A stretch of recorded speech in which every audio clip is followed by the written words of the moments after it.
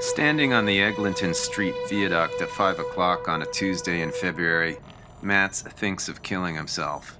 Again. It's what he always thinks about at this time of day. Suicide lately has become his secret shame, his melancholy turn-on. Mats knows what the varieties of depression are, or at least he's developed an inner vocabulary for their forms. Some have the synesthetic quality of color associations. Blue doesn't do justice to the choleric sadness which will sometimes run through his bloodstream. Instead, he thinks of a greenish brown, some horrible dankness entering his system and starting a moist rot. But this is different. It's not a state of mind which may be triggered by candida-linked foods or drinks. Instead, it's what he thinks of as, quote, warm depression, unquote, a frame of mind akin to crawling under a blanket and at first feeling warm there, but then, like a kid in a fort, feeling secretly too alone. However, Mats can't pinpoint a specific psychological trauma which would equal his depression. No one he knows has died, at least no one he's close to. Mats is still young in an average sort of way. He cannot perceive even a glimmer of the disaster that awaits his brother Gordon. Mats' life is lame, but it is average, and its averageness is what frames his sense of existence. All this is before the weird time warp that one enters with familial lunacy. His brother drinking so ferociously that alcohol is setting fire to his already inflamed brain, while his mother, suddenly so changed in personality that Mats will think she's had a stroke or is now insane, enables Gordon's process of self-immolation every step of the way, her self-righteous doctor and friends egging on the whole tragic mess because they have determined she is, quote, competent, unquote. Mats' most obvious problems now are of a boring sort. Even though he's unemployed, he has always been able to adopt an attitude of laissez-faire fatalism toward cash. He knows that if worse comes to worst, he can ask his parents for help. Despite the ignobility of a 32-year-old requesting money from Dad, Mats isn't one to let his pride interfere with his ability to eat. Still, a hurt agony gnaws at him. He remembers his acquaintance, John, the bad poet who never really achieved the level of artistic competency he was aiming for, who finally got attention by slitting his wrists and proving he was a badass of depression. All those minimalist quatrains about blood and free verse scribblings about self-mutilation finally acquired some legitimacy. And Mats also wonders if there isn't more than a speck of artistic vanity which drives him to want to leap into the fame of a body sprawled on the ground. Ending it all would guarantee at least a modicum of notoriety on the local lit scene. But this isn't the point, and wasn't of John's suicide either. John had been seriously depressed for a number of years before the act. This was one reason why John and Mats were never close. John was too busy going on alcoholic binges for any real friendship to develop. So when Mats heard roughly a year ago that John had killed himself, he felt shock, the shock of those who hear what they'd thought was so likely that they'd never hear it.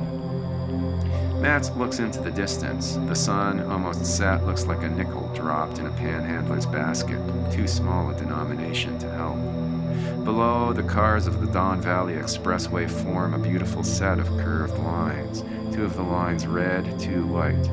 The expressway looks like a ribbon of diodes, but behind Mats, on the viaduct, the rush hour traffic is malevolent. The cars make a swishy, air-like sound. They sound like rubberized hair dryers. They look vain and judgmental. Their headlights glow goadingly as if to disapprove of Mats' poverty and bad skin. Suddenly, grief pools behind Mats' eyes. He's not sentimental enough to think the cause is John, but he remembers the last time the two of them met. It was on a winter day just after noon. It was sunny. The light was so sharp it was like putting on glasses. It improved vision. "How you doing?" John said. He was wearing a beret, a black leather jacket, and black pants. His face looked pasty and half-risen, dough not yet ready to bake. Even his voice seemed yeasty, as if a cheap beer was brewing in his intestines. "Let's go for a coffee sometime," he said. In a month he was dead. Mats clambers on top of the viaduct's thick rail. Suddenly, seeing the precipitous drop on the far side, a fantastic rush of fear surges through him. He is so scared that he feels he might simply fall from frightened imbalance. But then he centers himself and straddles the rail so that he won't lose balance. And there he sits for 3 minutes, one leg on either side of the rail, and wondering whether he has the guts to live fully and jump. A woman passing him looks at him with urban apprehension. She's carrying 2 bags of groceries. She's middle-aged. She has the frightened expression of a teacher in a violent school. Mats ignores her and looks down at the gloom of the small river. "Are you all right?" the woman says. Her voice is distant. She has turned around, but she's still a few yards away from him, afraid of getting closer. "I'm fine," Matt says. His first reaction is anger. The woman is meddlesome. She can't see that he, like an acrobat, is concentrating. Son to mother, "I'm busy!"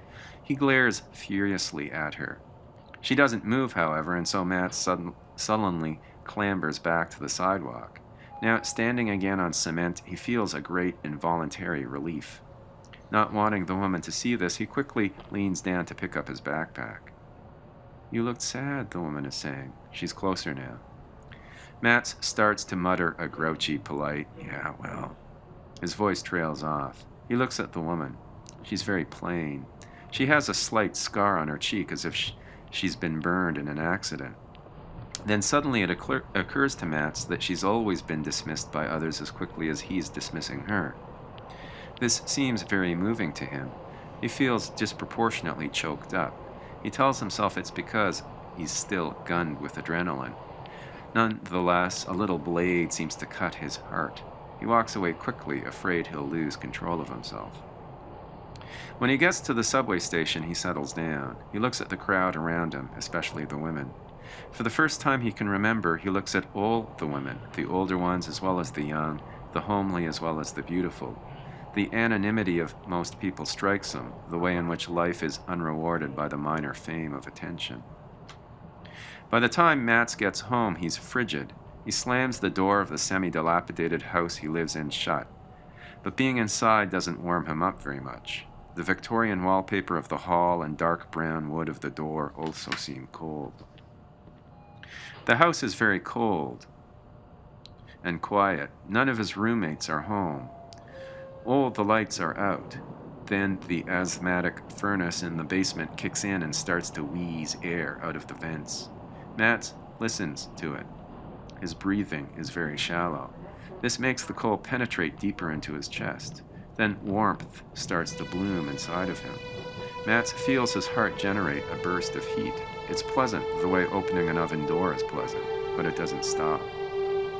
The heat rises up his spine where it infiltrates his brain and cerebellum and tear ducts. As if viewing his body externally, he can step back from himself and see a thin, eccentric figure wearing a grubby parka standing in a dark hall. He can see that his face is too thin, that an immense splotch of eczema travels from his forehead to his lips. He has 2 pimples and, on his neck, a purple scar from a third. His hair is thinning. He looks like a homeless monk.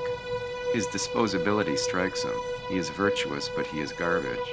And it's at this moment of self-loathing that he realizes even though he is nothing, he is still, from some point of view he can't put his finger on, loved. And, almost as if he's taken a gun and pressed it against his temple, his rapid movement from self-hate to self-acceptance triggers sadness, and he starts to cry.